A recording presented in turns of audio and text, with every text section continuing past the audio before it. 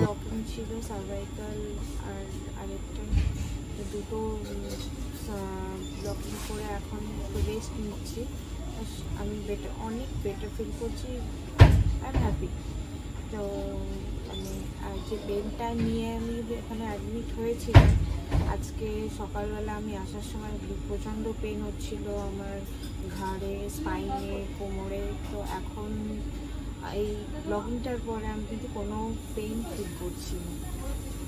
আমার এজ 32 এবং আমি 10 ইয়ার্স জব করছি, 9 আওয়ার্স মানে কম্পিউটারের সামনে। সেটা আমার একটা প্রচণ্ড টেনশন ছিল যে আমি এটা কন্টিনিউ করতে পারবো কিনা।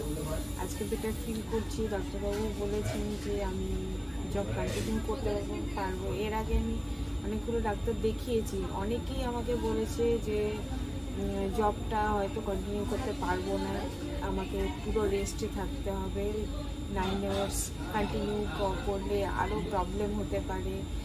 তো এখানে ফর্টিসে দেখানোর পর ডাক্তারবাবু যখন সাজেস্ট করলেন যে ব্লকিংটা এই পেইনটাকে রিকভার করা যাবে, আমি আজ করিয়েছি, আমি সত্যি খুব খুশি।